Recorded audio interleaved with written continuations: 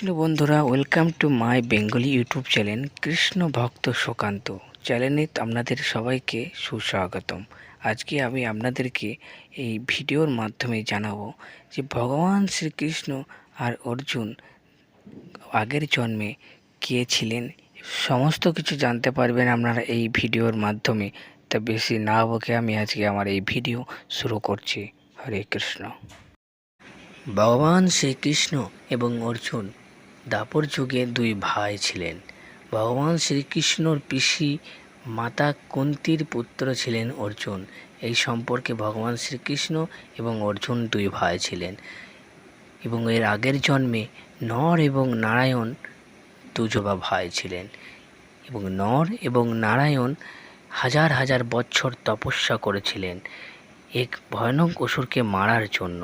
আর সেই ভয়ানক অসুর দম্ভক নামক এক রাক্ষস, যে ভগবান সূর্যনারায়ণের ঘোর তপস্যা করে হাজারটি কবচের বরদান চেয়েছিলেন এবং সেই কবচের বরদান এই ছিল যে একটি কবচকে ভঙ্গ করার জন্য হাজার বছর তপস্যা এবং যেই কবচটি ভাঙবে তার মৃত্যু হয়ে যাবে।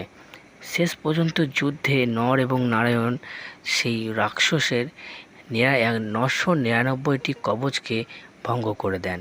সেই অসুর নিজের জীবন বাঁচানোর জন্য ভগবান সূর্যনারায়ণের কাছে সূর্যলোকে চলে যান এবং সূর্যদেবের কাছে প্রাণ ভিক্ষা চেয়েছিলেন। ভগবান সূর্যনারায়ণ রক্ষা করেছিলেন সেই অসুরের এবং নর এবং নারায়ণকে কথা দিয়েছিলেন যে দাপর যুগে এই কর্ণ নামে জন্ম নেবে এবং নর মানে অর্জুনের হাতে তার মৃত্যুবরণ হবে। তো বন্ধুরা, আজকের এই ভিডিওর মাধ্যমে আমি আপনাদেরকে জানাতে পারলাম যে ভগবান শ্রীকৃষ্ণ আর অর্জুন আগের জন্মে কে ছিলেন। নর এবং নারায়ণ সমস্ত কথা, নর নারায়ণের সমস্ত কথা আজ আমি আপনাদেরকে ভিডিওর মাধ্যমে জানালাম।